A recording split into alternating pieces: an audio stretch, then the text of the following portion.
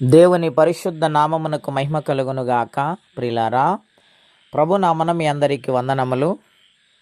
అందరూ క్షేమముగా ఉన్నారండి. మీరందరూ కూడా ఆరోగ్యముగా ఉండాలని, కుటుంబ సమస్యల నుండి విడిపించబడాలని, ఇటువంటి బలహీనత ఉన్న దేవుడు స్వస్థపరిచి బాగు చేయాలని దేవుని సేవకునిగా ప్రార్థన చేస్తూ ఉన్నాను. దేవుడు మిమ్మల్ని ఆశీర్వదించునుగాక. మీకా గ్రంథము 7వ అధ్యాయము 19వ వచనము నుండి, ఆయన మరలా మన యందు జాలిపడును, మన దోషములను అణిచివేయును, వారి పాపములన్నిటినీ సముద్రపు అగాధములలో నీవు పడవేతువు. పూర్వకాలమున నీవు మా పితరులైన అబ్రహాము యాకోబులకు ప్రమాణము చేసిన సత్యమును కనికరమును నీవు అనుగ్రహించుదువు. ప్రియమైన దేవుని బిడ్డలారా, పరిశుద్ధాత్మ దేవుడు ఈ ఉదయకాల సమయం మనందరితో మాట్లాడుచు ఉన్నారు. ప్రవక్త అయిన మీకా చిన్న ప్రవక్తలలో ఒకరు. దేవుడు ఆయనతో మాట్లాడుతూ వచ్చి ఉన్నారు. ఆయన ఇశ్రాయేలు పక్షమున ఏదైతే జరిగిస్తూ ఉన్నాడో అది ప్రవక్తల ద్వారా ఇశ్రాయేలు ప్రజలకు దేవుడు తెలియజేస్తూ ఉండేవారు. దేవుడు ఎంత జాలిమంతుడో, ఎంత కనికరము కలిగిన వాడు ఇక్కడ వ్రాయబడింది.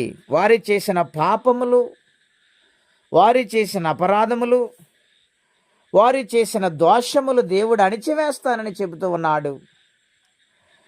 వారి పాపములన్నిటినీ సముద్రపు అగాధములోనికి ఆయన పడవేస్తానని వాగ్దానం చేస్తూ ఉన్నాడు. ప్రిలారా, దేవుని మాట వింటే, ప్రతి ఒక్క పాపమును ఒప్పుకొని విడిచిపెడితే, నీవే శరణ్యమని కోరితే, ఆనాడు ఇశ్రాయేలు ప్రజలను కనికరించిన దేవుడు ఈనాడు వాక్యం వింటున్న ప్రతి ఒక్కరిని మనందరినీ కూడా ఆయన కనికరించి ప్రతి పాపమును సముద్రపు అగాధములోనికి విసిరివేస్తానని వాగ్దానము చేస్తూ ఉన్నాడు. నా ప్రియ దేవుని బిడ్డలారా, నా పాపములు దేవుడు క్షమించగలడా? ఇంత ఘోర పాపినైన నన్ను ఆయన ఇష్టపడతాడా? ప్రజలే నన్ను ఇష్టపడతలేదు, మనుషులే నన్ను ఇష్టపడతలేదు, దేవుడు నన్ను ఇష్టపడతాడా? ప్రిలారా, కృంగిపోతూ ఉన్నారా? ఎవరికి చెప్పుకోకుండా నలిగిపోతూ ఉన్నారా? ఎంత ఘోర పాపినైనా క్షమించే దేవుడై ఉన్నారు. ఎటువంటి వ్యక్తినైనా ఆయన క్షమించే దేవుడై ఉన్నాడు. తప్పిపోయిన కుమారుణ్ణి తండ్రి క్షమించలేదా? ఆయన కనికరము కలిగిన దేవుడు గనుక, ప్రతి ఒక్కరినైనా ప్రేమించే దేవుడు గనుక, ప్రతి మానవుని కోసం ఆయన ప్రాణం పెట్టాడు గనుక క్షమించుతున్నాడు. ఆయన జాలిపడుతూ ఉన్నాడు గనుక భయపడవద్దు. దేవునితో మాట్లాడండి, హృదయపూర్వకంగా ఆయన కొలవండి.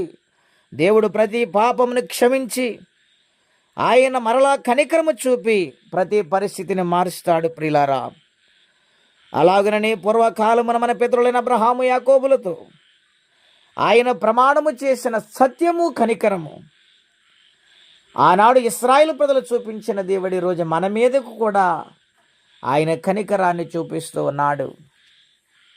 ఎంత గొప్ప దేవుడండి! ప్రియా దేవుని బిడ్డలారా, వాక్యం వింటున్న ప్రతి ఒక్కరిని కూడా ఆయన కనికరిస్తూ ఉన్నాడు.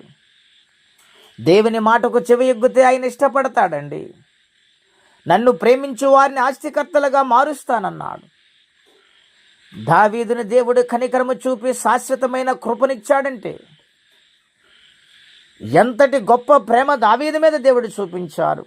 అలనాడు యోసేపు ఒంటరి వాడై అన్యాయంగా అమ్మబడి ఐగుప్తు దేశములో బానిసగా ఉన్నప్పుడు దేవుడు కనికరించలేదా? ఐగుప్తు దేశానికి గవర్నర్గా దేవుడు మార్చాడు.